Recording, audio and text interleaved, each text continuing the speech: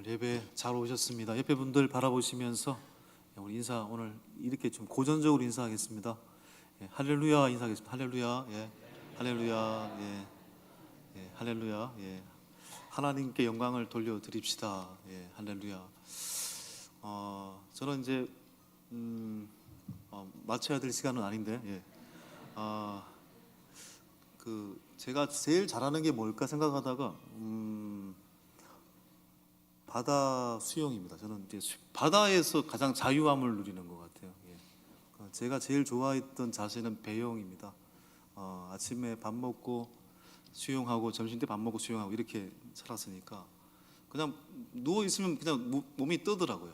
근데 몸이 뜨는 이유는 한 가지죠. 예. 내 몸에 힘을 빼고 발을 살짝만 이렇게 저었을 뿐인데 평온한 자세로 하늘을 바라보며 누워 있는 저의 모습을 저는 가장 좋아했습니다. 그렇게 될 수 있는 이유 중에 하나가 바로 물의 부력 때문이죠. 부력 때문이죠. 내 몸에 힘을 빼고 이 물에다가 내 몸을 맡기면 뜨게 되는 거죠. 우리 인생도 마찬가지입니다. 인생의 험한 파도, 수많은 물결, 쉽지 않는 인생길을 걸어갈 텐데 그럴 때마다 우리는 하나님의 부력을 의지해야 하죠. 마르틴 부버라는 유대인 종교 철학자가 이제 신의 부력이라 이런 의미를 이제 끄집어냈는데 우리가 하나님의 은혜라는 부력이 없이는 살 수 없다라는 거죠. 비록 지금 내가 고통의 시간들을 보낸다고 할지라도 알고 보면 지나고 보면 하나님의 부력이라는 은혜가 나를 지탱해 주었기 때문에 이 길을 내가 걸어가고 있다라는 것을 알게 되죠. 우리는 그런 의미에서 영적인 인간이 되기 위해서 오늘도 하나님의 은혜를 구하는 영적인 인간이 되기 위해서 이 예배의 당으로 왔습니다. 로마서에 보면 세 가지의 인간 유형이 있다고 했습니다. 복습을 해보면 본능적인 인간이 있고 윤리적인 인간이 있고 또 우리가 추구해야 될 영적인 인간이 있습니다.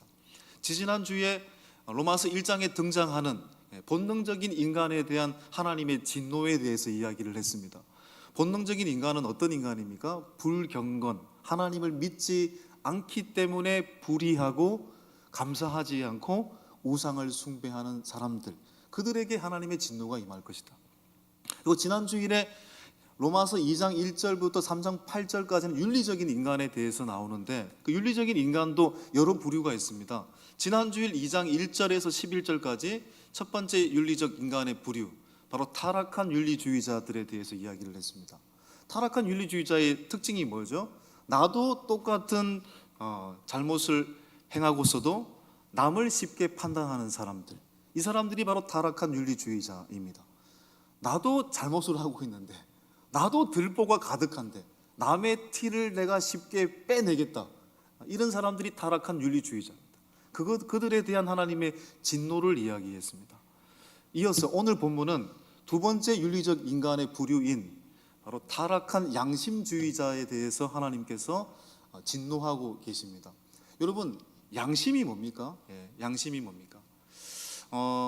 타락한 양심주의자의 특징. 여러분, 양심주의자는 어떤 특징을 가지고 있겠습니까?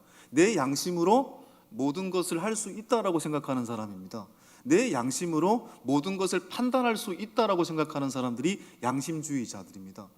여러분, 양심이라는 말은 사전적 정의를 찾아보니까 선, 악을 분별할 수 있는 도덕적 의식이다, 이렇게 표현되어 있습니다.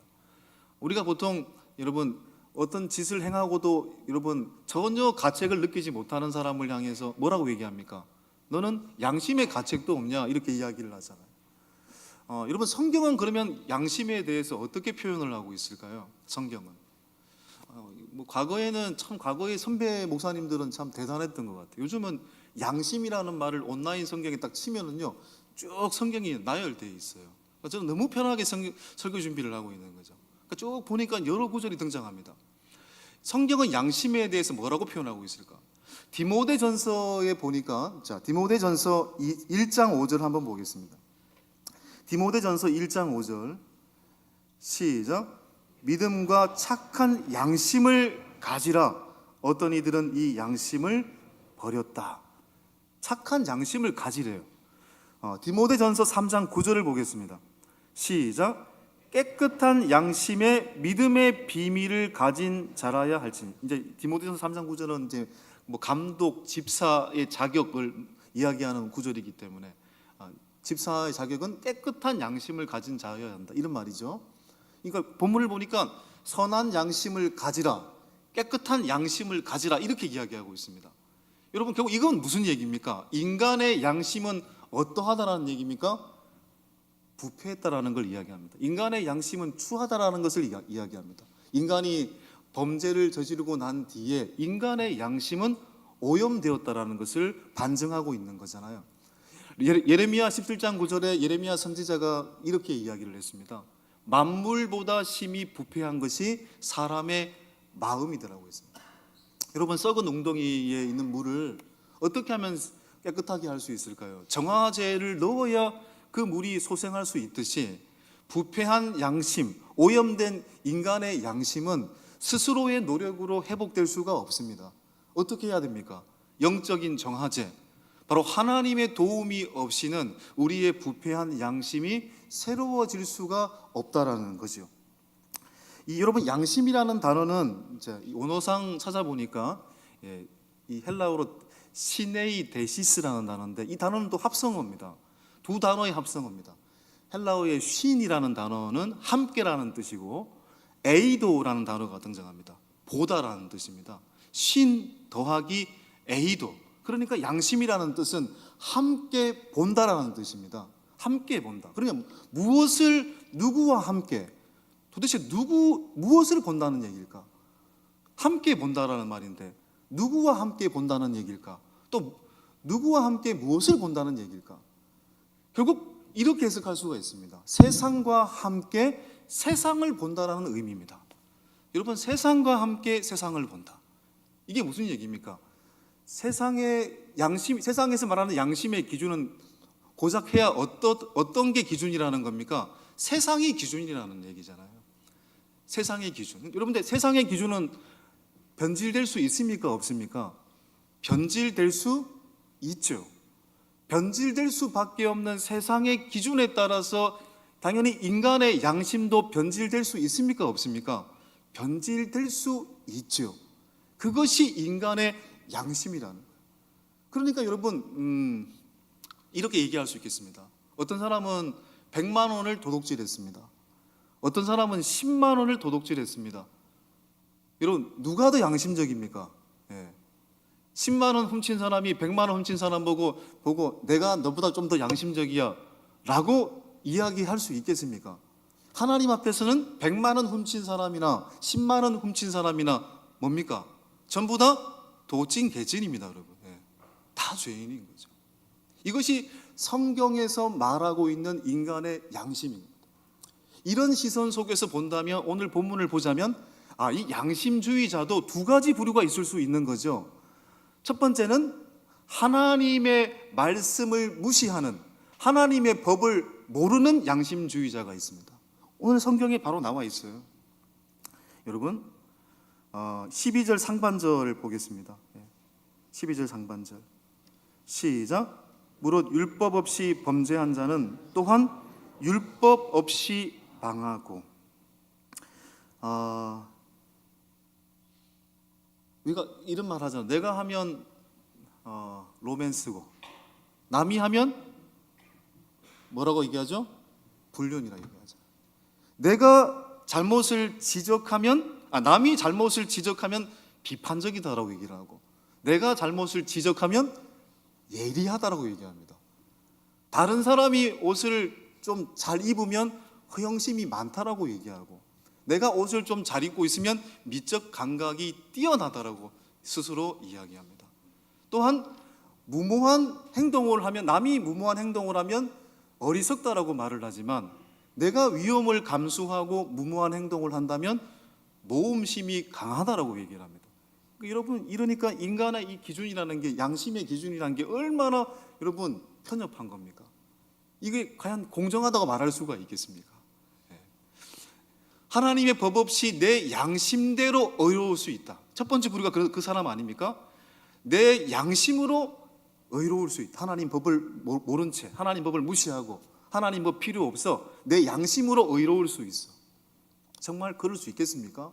여러분, 법이 없으면 죄가 없다. 맞습니까? 틀렸습니까? 법이 없으면 죄가 없다. 세상은 그렇게 볼 수 있죠. 근데 여러분, 법이 없으면 죄가 있죠. 여전히 죄가 있는 겁니다. 죄를 지었다면. 뭡니까? 죄가 없는 게 아니고 죄에 대한 인식이 없는 거죠. 여러분, 성경에 보면은 엄밀히 말해서 법이 언제 처음 등장합니까? 하나님께 법을 언제 받았습니까? 이스라엘 백성이 출애굽기 19장에 모세와 이스라엘이 광야 노정을 걸어갈 때 시내 광야에서 모세가 시내산으로 올라가서 뭘 받죠? 십계명을 받잖아요. 그때 처음으로 어떻게 보면 법이 주어졌는데, 법이 없었을 때는 여러분, 사람을 죽여도 죄가 없는 것이었습니까? 여러분, 십계명이 훨씬 있기 전에 창세기 4장에 인류 최초의 살인자 가인이 등장합니다. 여러분, 가인은 동생 아벨을 죽였죠. 소위 법이 없는 시대에 가인은 아벨을 죽였습니다. 그런데 하나님이 어느 날 동생을 죽인 가인을 향해서 외치시잖아요. 가인아, 너 아우 아벨이 어디 있느냐라고 얘기했더니 가인이 뭐라고 얘기합니까? 제가 어떻게 알아요? 제가 어떻게 알아요? 이런 식으로 얘기하잖아요. 여러분, 하나님의 법이 없다고 자기가 죄를 지었는데 죄가 아닌 게 되는 겁니까? 아니죠. 아니죠. 여러분, 인간은 원래 창세기 1장에서 어떤 존재입니까? 뭘로 만들어진 존재죠? 하나님의 형상대로 만들어진 존재고, 인간에게만 뭘 불어넣었습니까? 하나님의 호흡을 불어넣었잖아요. 인간은 처음부터 어떤 법이 제정되지 않는 그 시점부터, 하나님이 인간을 창조한 그 순간부터 하나님의 형상, 하나님의 호흡으로 만들어진 존재이기 때문에 하나님의 뜻을 따라 살아가야만 되는 존재라는 것으로 이미 하나님께서는 밝히신 거잖아요. 그런데 인간은 범죄함으로 인해서 하나님의 형상과 그 양심을 오염시켰습니다. 타락한 양심이 되었다는 얘기죠. 그러니까 하나님의 법을 모르는 타락한 양심으로는 절대로 하나님의 의를 이룰 수가 없어요. 절대로 의를 이룰 수가 없어요. 또 뭐 이렇게 질문할 수도 있겠어요. 어떤 분은 사회 간섭법이 있지 않았습니까? 사회 간섭법, 그렇죠. 여러분, 과거에는 일부 다처제가 존재했죠. 어떤 사회에서는 한 명의 남편, 10명의 아내, 또 반대도 있습니다. 일처 다부제도 있더라고요. 여전히 존재하고 있는 부족들이 있고요. 여러분, 사회 간섭이 그러니까요. 여러분, 사회 간섭이 그렇다고 해서 여러분 그것이 죄가 아닌 걸까요? 아니죠. 우리나라도 어떻습니까? 복음이 1885년도에 이 한국 땅에 들어왔을 때 어떤 일이 한국 땅에 변화가 일어났습니까? 그 이전에는 일부 다처제가 존재했죠. 첩제도가 존재했죠. 노예제도가 존재했죠. 그런데 복음이 한국 땅에 들어오고 난 뒤부터 뭐가 없어졌습니까? 하나님의 말씀이란 잣대가 생기고부터 노예 제도가 사라졌습니다. 첩제도가 사라지기 시작했습니다. 일부 다처제가 사라지기 시작했습니다. 여러분, 간섭법, 그 간섭법 때문에 그러는데요. 그건 핑계를 댈 수 없는 것입니다. 또한 타락한 인간의 양심은요, 자기 의의 기준이잖아요. 내 의의 기준이잖아요. 절대적인 기준이 아니잖아요. 그러니까 유명한 그 소설, 러시아의 문호 도스토옙스키의 죄와 벌레라는 그 소설을 여러분 다 알고 계실 겁니다. 그 소설의 이야기의 주인공 이름이 갑자기 생각이 안 나네요. 청년이 등장하잖아요.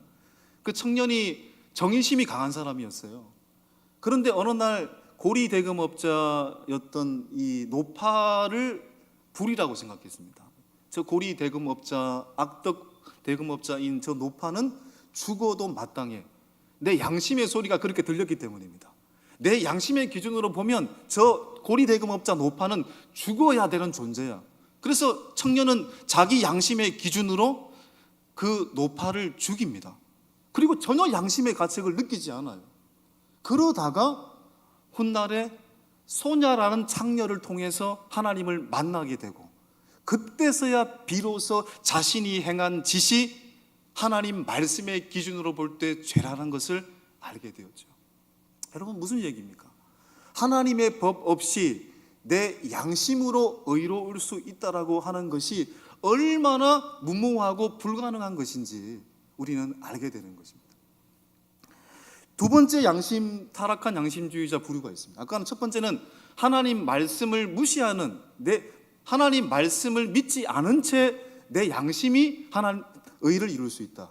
두 번째는 뭡니까? 하나님은 믿습니다. 하나님 법은 또 알고 있어요. 그런데 하나님의 은혜 없이 내 양심만으로 하나님의 뜻을 이룰 수 있다라고 믿는 사람입니다. 이건 당연히 교회 안에 존재하는 타락한 양심주의자들입니다. 여러분 12절 하반절에 나와 있잖아요. 시작. 무릇 율법이 있고 범죄한 자는 율법으로 말미암아 심판을 받으리라. 아까 첫 번째는 망한다라는 표현을 썼고요. 율법이 있고 범죄한 자는 율법으로 말미암아 심판을 받는다. 하나님 말씀을 알지만 하나님의 은혜 없이 나의 양심으로 하나님의 뜻을 이룰 수 있다. 정말 그럴 수 있을까요, 여러분? 교회 역사를 보면, 제가 교회사를 전공했으니까 교회 역사를 보면 정말 말도 안 되는 그런 역사가 너무 많습니다. 십자군 원정도 그렇고, 또 15세기에 일어났던 일명 마녀 사냥이라는 사건, 종교 재판을 통해서 사람들을 화형시켰던 사건이 있었잖아요. 자신들이 하나님 말씀을 안다라는 기준 하에 자기의 양심으로 사람들을 재단하고, 그래서 그 기준에 부합되지 않으면 화형을 시켰어요. 독일에서는 종교 재판으로 3만 명이 죽었고, 15세기 말미에 백년 전쟁에 여러분 그 프랑스의 구국의 영웅이었던 잔다르크도 이 종교 재판에 마녀 사냥에 걸려들어가지고 화형을 당하지 않습니까? 그러니까 하나님의 말씀은 알지만 하나님의 은혜 없이 내 양심으로 하나님의 뜻을 이룰 수 있다라고 생각한 사람들이 저지른 짓입니다. 여러분, 제가 처사역을 했던 교회에서 한 권사님께서 어느 날 제가 얘기 한 번 한 적이 있는 것 같아요. 제 얼굴을 빤히 쳐다보시더라고, 한 10초. 그러면서 저한테 이렇게 얘기하십니다. 전도사님 얼굴을 보니까 점이 100개가 넘는 것 같다고. 저 깜짝 놀랐어요. 총각 얼굴을 뭘 쳐다보는지 모르겠어요. 제가 잘 아는 점 빼는 데가 있으니까 제가 모시고 가겠다고. 그렇게 얘기를 해서 제가 거절했던 이야기가 있습니다. 여러분, 아무리 훌륭한 얼굴도요, 여러분 현미경으로 확대하면은 그 피부에 문제가 있습니까, 없습니까? 다 문제가 있다고 느낄 겁니다. 확대하면, 엑스레이로 찍으면 다 문제가 드러나게 되는 거죠. 하나님 앞에서 절대적인 하나님이 보시기에 타락한 양심을 가진 사람들도 다 똑같은 것입니다. 여러분, 사람들은 창녀를 비천하다고 여기지만 우리가 창녀보다 잘한 것 몇 개나 될까요? 창녀보다 의의 기준으로 볼 때 정말 더 나은 부분이 과연 몇 개나 될까요? 정말 어떤 사람보다 내가 정말 괜찮다라고 확신할 수 있습니까? 절대적인 하나님 앞에서는 죄인이죠. 그런 의미에서 하나님의 말씀 없이 첫 번째, 내 양심대로 의를 이룰 수 있다. 또 두 번째, 하나님의 말씀은 알지만 하나님의 은혜 없이 내 양심으로 하나님의 뜻을 이룰 수 있다라고 말하는 타락한 양심주의자들의 무모함이 어떠한지, 그리고 그들의 결과는 어떠하다고 했습니까? 아까 12절에 망한다, 심판만 있을 뿐이라고 했잖아요. 여러분 16절을 보십시오. 13절을 다시 13절, 우리는 어떻게 해야 될까요? 그렇다면 13절 보겠습니다. 시작. 하나님 앞에서는 율법을 듣는 자가 의인이 아니요 오직 율법을 행하는 자라야 의롭다 하심을 얻으리니. 듣는 자가 의인이 아닙니다. 하나님의 율법을 행하는 자가 의인이다. 이 구절 하나만 갖고 아니 구원은 믿음으로 얻는 거 아닙니까? 이렇게 주장하는 사람이 있을 수 있겠는데, 여러분 이건 율법을 행해야 구원을 받는다, 이걸 말하고 있는 게 아닙니다. 하나님 앞에서는 듣는 자가 의인이 아니고 행하는 자가 의인이다. 그럼 우리가 어떻게 하나님의 의를 행할 수 있겠어요? 어떻게 해야 하나님의 온전한 의를 이룰 수 있겠습니까? 내 의로? 내 지식으로? 내 양심으로 하나님의 의를 이룰 수 있습니까? 아니죠. 자, 보십시오. 14절, 15절을 한번 읽어볼까요? 시작. 율법 없는 이방인이 본성으로 율법의 일을 행할 때에는 이 사람은 율법이 없어도 자기가 자기에게 율법이 되나니 이런 이들은 그 양심이 증거가 되어 그 생각들이 서로 혹은 고발하며 혹은 변명하여 그 마음에 새긴 율법의 행위를 나타내느니라. 무슨 얘기입니까? 인간의 양심으로 구원받을 사람이 한 사람도 없다라는 것을 강조하고 있는 겁니다. 로마서 3장 20절을 보시면 이런 말씀이 등장해요. 3장 20절, 그러므로 율법의 행위로 그의 앞에 의롭다 하심을 얻을 육체가 없나니, 로마서 3장 10절에 의인은 없나니 하나도 없다라고 말씀하셨습니다. 무슨 얘기예요? 하나님의 은혜가 주어지지 않으면 완전한 의를 이룰 수 없다는 얘기잖아요. 여러분, 하나님의 은혜가 없으면 완전한 의를 이룰 수가 없다.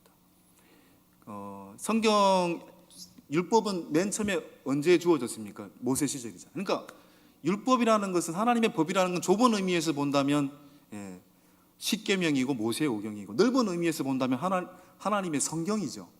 모세는 십계명을 출애굽기 19장에서 받았습니다. 그러면 출애굽기 19장 이전에는 어떤 시대라는 얘기입니까?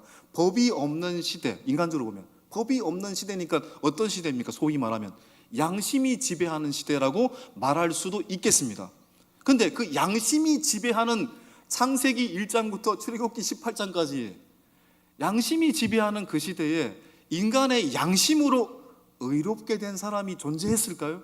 인간의 양심으로 의를 이루는 사람이 있었을까요? 성경은 없다라고 말합니다. 그러면 양심이 지배하던 그 시대에는 도대체 무엇으로 의로울 수 있었을까요? 여러분, 노아를 한번 떠올려 보십시오. 십계명이 없었던 시절이잖아요. 노아의 시절은 어떤 시절입니까? 죄악이 간영했던 시절이라고 하나님은 단언했습니다. 그래서 죄가 너무나도 많아가지고 노아의 시절에 어떤 심판이 임합니까? 홍수의 심판이 임하잖아요. 근데 누구만 살았습니까? 노아와 노아의 가족만 살았잖아요. 어떻게 그럴 수 있었던 거죠? 어떻게 노아만 구원을 받을 수 있었던 거죠? 성경은 이렇게 이야기하고 있습니다. 창세기 6장 8절 시작. 노아는 여호와께 은혜를 입었더라. 하나님의 은혜를 입은 양심만이 구원을 얻었고, 하나님의 은혜를 입은 양심만이 하나님께 나아갈 수 있었다는 거죠. 모세도 십계명을 받기 이전에는 어떤 사람이었습니까? 40세의 나이에 애굽인을 돌로 쳐 죽인 사람이에요. 그 살인을 저지르고도 가책을 못 느꼈던 사람이에요. 그런데 그에게 하나님의 은혜가 임하고, 그가 하나님의 은혜를 입고 결국 하나님의 은혜에 의해서 다듬어졌을 때 그가 시대에 하나님이 쓰시는 지도자가 될 수 있었잖아요. 하나님이 법이 없었던 그 시절이라도, 그 시절에도 오직 구원을 얻을 수 있고 의를 이룰 수 있는 기준은 뭐였습니까?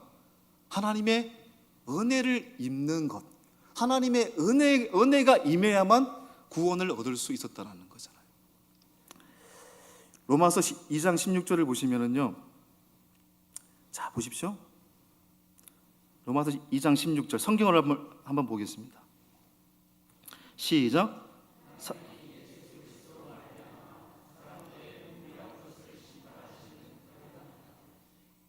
사람들의 은밀한 것을 심판하시는 그날이라. 노아와 모세가 살았던 당시에 스스로 선한 양심을 가지고 자부했던 사람들이 얼마나 많았겠어요. 근데 그들의 결국은 뭡니까? 하나님 법 없이 내 양심으로 의로울 수 있다라고 생각하는 그 사람들의 결말은 뭡니까? 심판밖에 없다는 얘기잖아요. 그 어떤 심판? 은밀하게 보시는 하나님의 심판.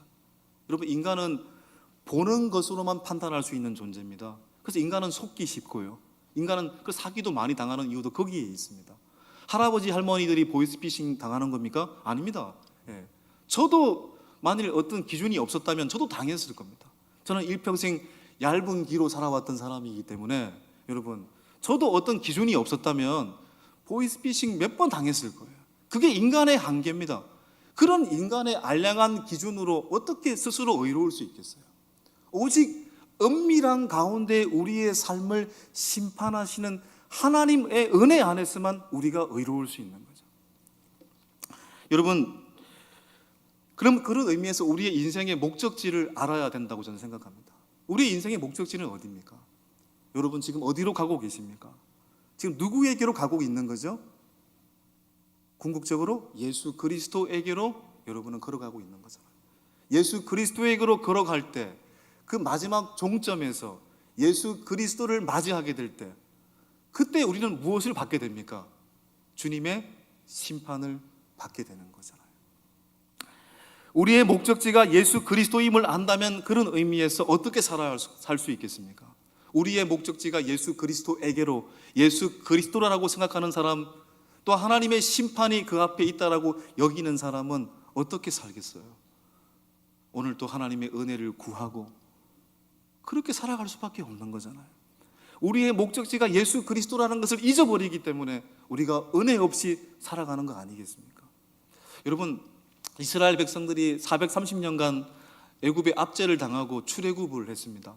출애굽을 해가지고 가나안 땅으로 가야 되는데 그들에게 놓여진 길은 두 가지였다고 보여집니다. 블레셋 해변길로 가는 길이었습니다. 여러분, 블레셋 해변길로 걸어가면 애굽에서 가나안까지 일주일 만에 갈 수 있습니다. 근데 그 길을 가면 안 되죠. 왜요? 일평생 400년 동안 종이었던 그들이 블레셋 해변길, 눈에 보기에 좋다고 지름길이라고 그 길을 가게 되면은 누구를 만나게 되는 겁니까? 블레셋 군대를 만나게 되잖아요. 그 블레셋 군대를 감당할 수 있겠어요? 감당할 수가 없죠. 또 그들이 갈 수 있는 길은 두 번째 길, 다시 애굽으로 돌아가는 길이었습니다. 애굽으로 돌아가는 길은 종이 되는 길이지만 그 외에는 다 좋았습니다. 자유라는 것은 좀 박탈을 당할 뿐 밥도 배부르게 먹을 수 있고 나름대로 편하게 살 수 있는 길이에요. 그게 애굽으로 돌아가는 길입니다. 그런데 하나님의 은혜로 출애굽한 그들은 블레셋 길로 가면 안 됩니다. 눈에 보기 좋은 길로 가면 안 됩니다. 또 본능에 충실해서 다시 애굽으로 돌아가면 안 됩니다. 그들이 선택해야 될 길은 뭘까요? 하나님이 인도하시는 광야길입니다. 하나님은 이스라엘 백성을 어떻게 인도하셨습니까? 출애굽한 그 백성을 동남쪽으로 인도해서 홍해를 건너게 하셔서 돌고 돌아서 광야를 지나서 가나안 땅으로 가게 하셨잖아요. 왜 그랬을까요? 광야에서만 누구를 찾을 수 있기 때문에, 하나님을 은혜를 구할 수 있기 때문에. 광야라는 곳이 풀 한 포기 물 한 모금 없는 볼모지 아닙니까? 거기에서 그들이 살려면 누구를 구해야 됩니까? 하나님의 은혜만 구할 수밖에 없는 거예요. 하나님의 은혜를 구해야 그들이 먹을 수 있고 입을 수 있고 걸어갈 수 있는 겁니다. 그것이 결국 그들이 사는 길이죠. 그들이 정말 걸어가야 될 길은 하나님의 은혜를 구하는 길, 그것이 그들이 살 길이고 그들이 생명으로 갈 수 있는 길인 거죠. 우리의 인생도 마찬가지입니다, 여러분. 우리의 인생의 광야 속에서 우리는 인간의 본능대로 다시 과거로 애굽으로 돌아가려고 합니다. 아닙니다. 우리 인간의 보기에 좋은 시선, 지름길, 영적 블레셋 해변길로 걸어가려고 합니다. 아닙니다.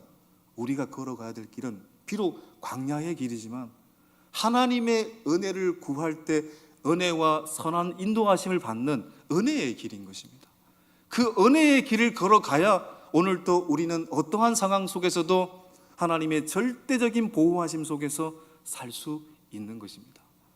하나님의 법 없이 내 의로, 내 양심으로 의로워질 수 있다? 아닙니다. 오늘 또 우리는 하나님의 은혜를 구해야만 살 수 있는 존재라는 것을 깨닫고 우리의 일평생 하나님의 은혜만을 구하며 그 은혜 속에서만 복된 길을 걸어가실 수 있는 하나님의 사람들 다 될 수 있기를 주님의 이름으로 간절히 축원합니다. 이 시간 함께 말씀을 기억하시면서 찬송가 310장